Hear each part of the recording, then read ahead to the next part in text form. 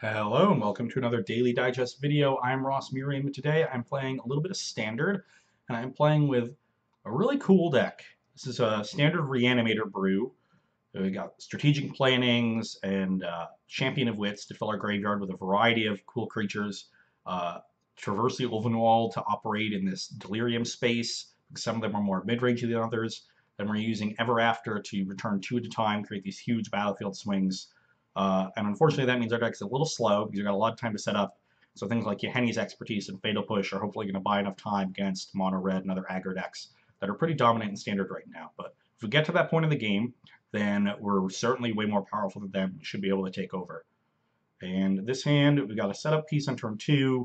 Hopefully we can pulse something maybe on turn 3, and then Expertise into maybe Champion of Wits on 4, something like that.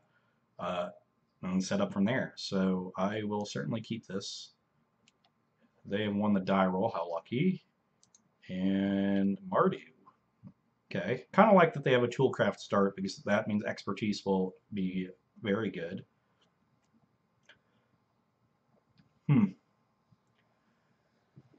So I'm wondering whether I want to play.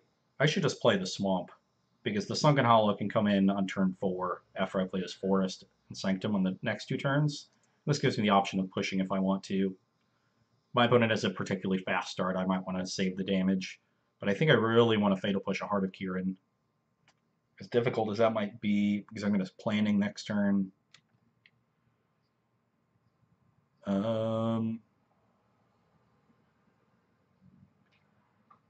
This is a reasonably aggressive start, and it has a way to get through the Expertise. I think I should just Fatal Push.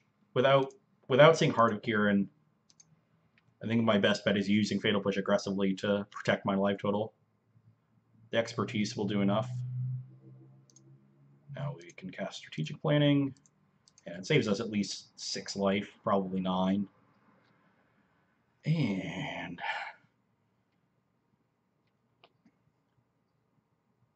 I don't have any other ways to get creatures in the graveyard, so I don't really think Ever After is good. So I'd rather have the Liliana.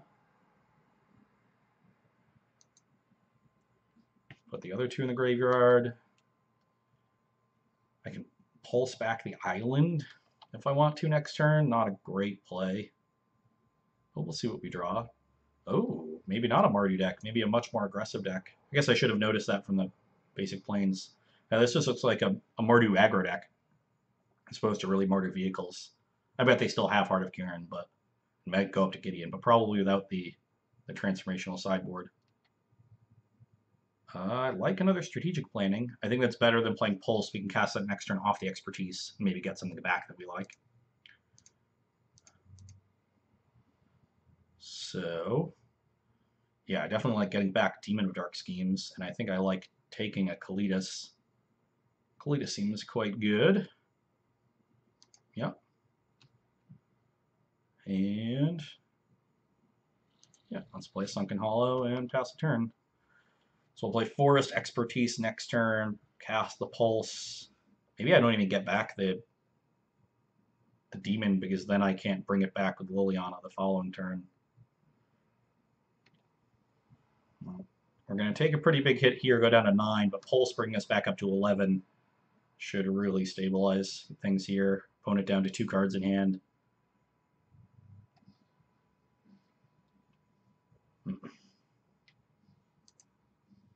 Nah, yeah, I think I probably just want the land then, now that I've drawn this giant thing. So let's play this. Next turn I'll get to play Liliana, return Demon if I want to. I will cast this. I will target this island. And everything's coming up Millhouse. Opponent had a pretty nice opening curve. 1 drop, 2 drop, 3 drop, 3 drop with double Crasher, but Yanni's Expertise and Pulse have taken care of it quite nicely. Yeah, this Pia isn't really going to do anything. We will just get to Liliana. I don't think I need to get greedy. I'll just Liliana minus, kill this thing immediately. I don't want to get to a situation where maybe Ramanap Ruins burns me out. maybe some incendiary flows, something like that.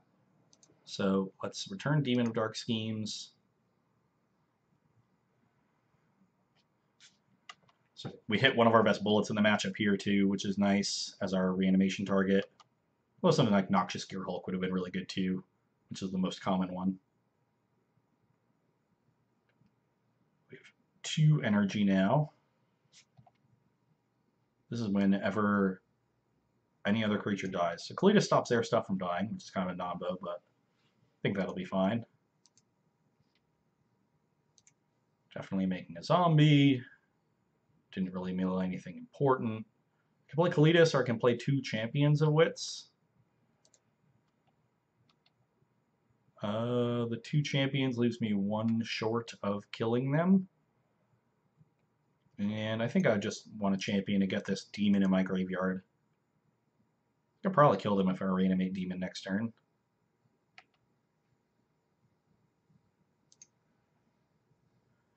I have 3 card types. They are land, instant, sorcery. So if I get a creature in there, I can traverse. So let's just discard these 2. Play another land, play another champion. And this should just about do it. Yep.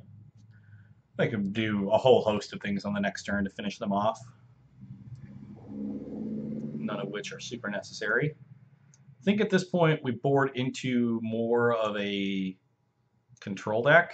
This Manglehorn is probably good. Not sure if the Appetite is good. They're playing Toolcraft Exemplar, so they definitely have a healthy number of artifacts, but 8 of them are certainly Clue from Draven Inspector and Scrapheap Scrounger. I bet they have Heart of Kirin, though. We do now have 6 good removal spells against our Heart of Kirin. I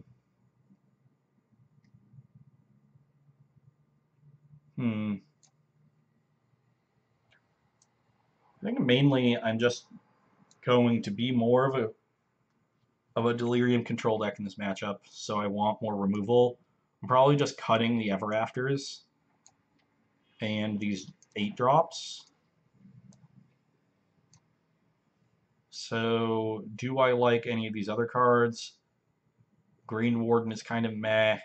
Oath of Jace is not very good as far as the enablers go, and I can cut some of them. I'm just going to buy time with the removal here. And if I need to reanimate something with Liliana, I can do that. Might want to cut this Green Warden, but for now I'll leave in the extra fatty. You definitely want to make sure you have the late game covered. You don't want to get to the point where you just have a bunch of reactive cards in your deck.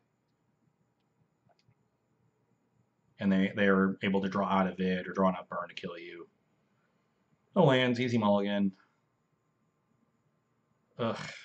If we can find a green source, we have early Fatal Push, Traverse for an island, and then we start playing champions. As far as a 6-card hand goes, that's probably better than average, and there is a green and a blue source, so let's top that. And now we'll probably just play landing on 2. That can help dig for another land.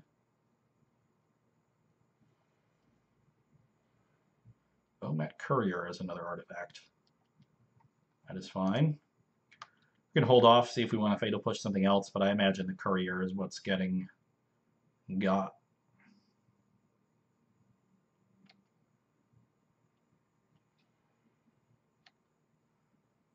Let them get a card out of there in case we want to deck them.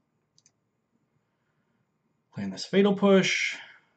See what their follow-up is. Maybe Heart of Kirin. Very happy to see Thraben Inspector. That one's not a big threat. So no red source. No red source. I like that too. Let's dig for another land. Ooh. We found another land, but we also found Henny's Expertise, which is quite good. But I think we just want the land. We're at land, instant sorcery, and graveyards. We're almost turning on this Traverse. And the faster we get to it, the more we can get to this Gear Hulk, which should be very good. I imagine Gideons came out of their sideboard. Maybe this Battlements came along with some Garrisons to have bigger threats. Yeah, not surprised to see them crack that Clue there too, which makes the Sweeper less necessary. We're just not going to be under a lot of pressure. Well, there's the red source. And yep, just going to play champion here.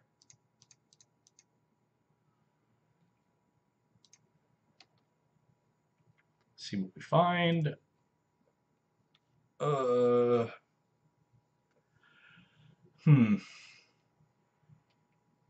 So I can discard the Gear Hulk and just pulse it back later if I want to. I think my plan next turn is to go second champion Lumbering Falls. And then I might be traversing for something. So it'll be a while if I discard the Gear Hulk. But I do want to affect the battlefield a lot, and this maybe dig towards some removal. So I think discarding the Gear Hulk makes sense, and that means discarding the planning as well.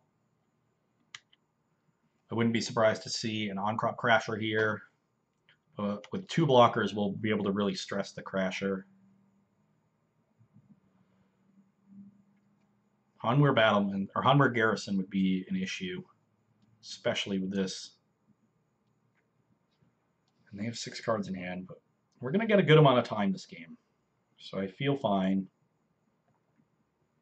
There is the crasher. Yeah, this has to exert. Take 4. Not a bad turn from them, but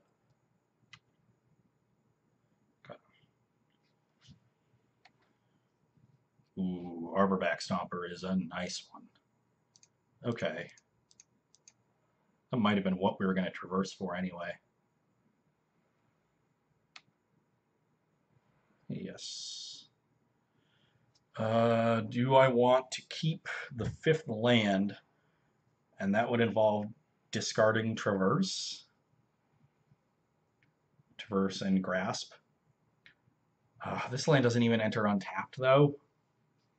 So worst case scenario, I can pulse back a land. So I think I should just discard tapped land to Grasp.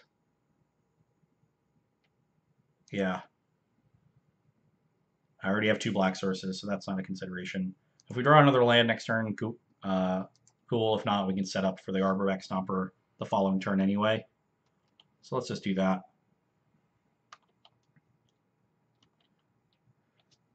This turn will be interesting. They might be trying to rip a white source to play Gideon, which means getting the Stomper down early is important. 5th land also helps with Lumbering Falls. Do I want to block? This hurts me against this thing, so I think I'll take the 1 this turn. Because the Crasher's on board. And I have a ton of life gain. So I don't think 1 damage is going to do a whole lot.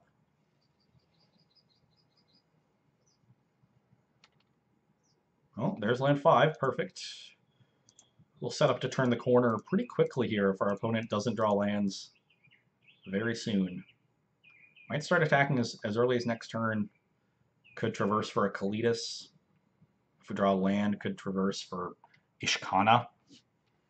And that will lock up the battlefield very nicely.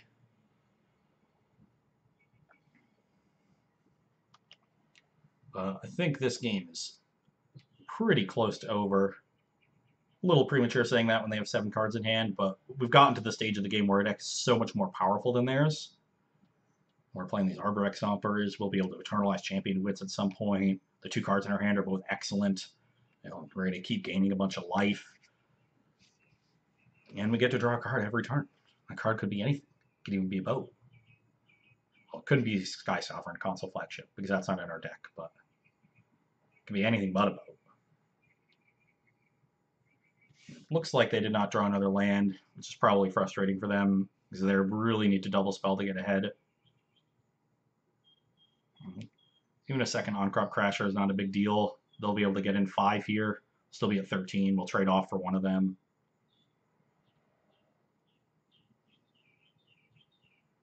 And go from there.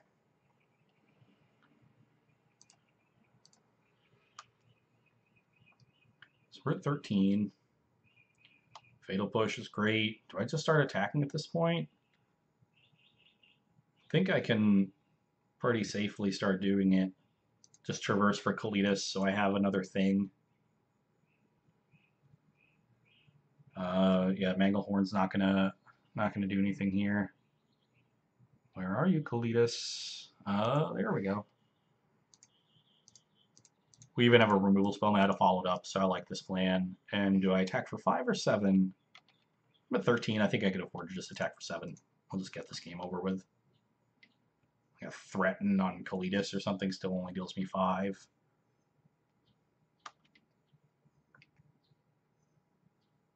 If they somehow threaten this and untap this, that's still only 10. Karizev's expertise into a removal spell for Kalitas. Oh, that doesn't, no, they'd have to untap this. Yeah, I don't know what they would. The only pump spells that untap are +2/+2. That would still leave them 1 short. So that was a safe attack.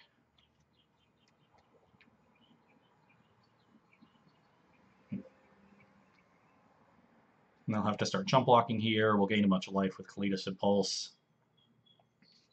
Pulse back Arbor back Stomper or Kalitas as needed. Don't think this game is going to last too much longer. Maybe if they have a bunch of decking stones, but Third Thraben Inspector is definitely not the answer to their prayers. And a creature that doesn't block. So, yeah.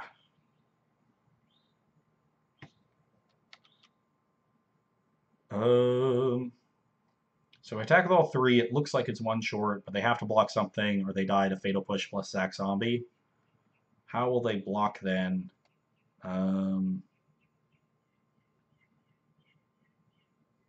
They probably just try to trade for the champion, but that gives me another zombie. Then I get to Fatal Push the Crasher, get another zombie, and I have 2 zombies back for their board. So, yeah, we'll just make this attack, give them 1 more turn to flail their limbs. Oh, just no blocks. I guess that makes some sense for them. They can't beat a removal spell really anyway. So,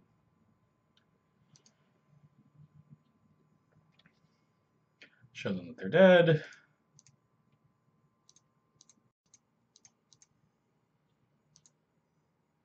They have to know they're dead, I guess, because I didn't attack with Lumbering Balls, though. I guess then they would just they could triple block Lumbering Balls and I'd get a zombie, but that's their plan.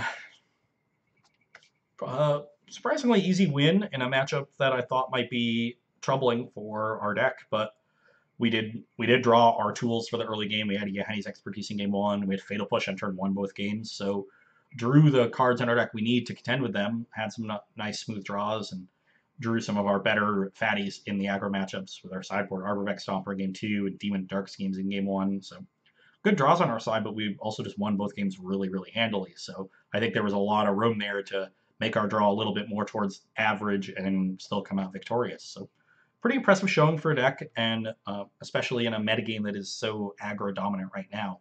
And a really fun deck too. So I hope you enjoyed seeing that one, and you can come back and see me on Wednesday.